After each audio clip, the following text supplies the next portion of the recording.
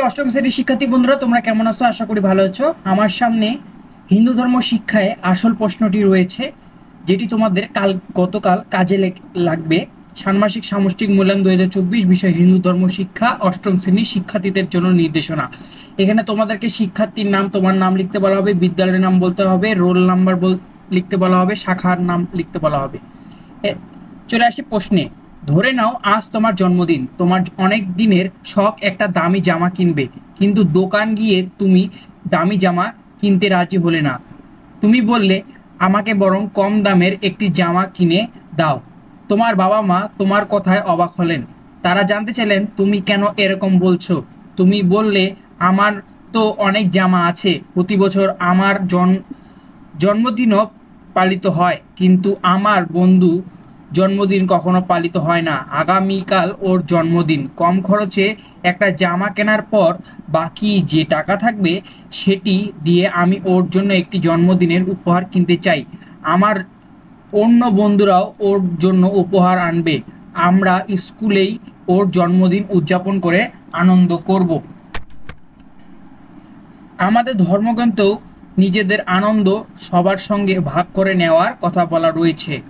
তো কাজ এক, তোমাদেরকে কালকে যেটি করতে হবে, গীতার আলোকে মতামত দিই। এটা হচ্ছে একক কাজ। তোমাদের সময় থাকবে 30 মিনিট। গীতা থেকে পাওয়া শিক্ষার আলোকে ভেবে বলো তো, তুমি কেন তোমার বন্ধু জন্মদিন উদযাপন করতে চাও? তোমার মতামত বুঝিয়ে বলো। এটি তোমাদেরকে কালকে লিখতে হবে। কাজ 2, ধর্মগ্রন্থের নির্দেশনা মেনে চলি। এটা হচ্ছে দলগত কাজ। সময় থাকবে 30 মিনিট। গীতার নির্দেশনা অনুসরণ করে তুমি নিজের বন্ধু বা চেনা জানা কারোর জন্মদিনে কি ধরনের উদ্যোগ নিতে চাও এবং কেন এই উদ্যোগ নিতে চাও তা দলীয় আলোচনার মাধ্যমে তুলে ধরো। কাজ 3, নৈতিকতার দৃঢ় হই। একক কাজ। এটি থাকবে তোমাদের 40 মিনিট। এই গল্পে আমরা মানুষের মধ্যকার কোন কোন নৈতিক গুণাবলী দেখতে পাচ্ছি? হিন্দু ধর্মের মৌলিক বিষয় থেকে এরকম কয়েকটি নৈতিক মূল্যবোধ সম্পন্ন ঘটনা তোমার ব্যক্তিগত অভিজ্ঞতার আলোকে গল্পের মতন করে লেখো। এরপর আসি কাজ 4-এ, ধর্মীয় বিধিবিধান সম্পর্কে জানি। এটাও তোমাদেরকে দলগত কাজ করতে হবে। সে সময় থাকবে 60 মিনিট, অর্থাৎ 1 ঘন্টা। জন্মদিন একটি সামাজিক উৎসবের উপলক্ষ। এরকম দিনে হিন্দু ধর্মাবলীরা কিছু ধর্মীয় রীতিনীতি পালন করেন।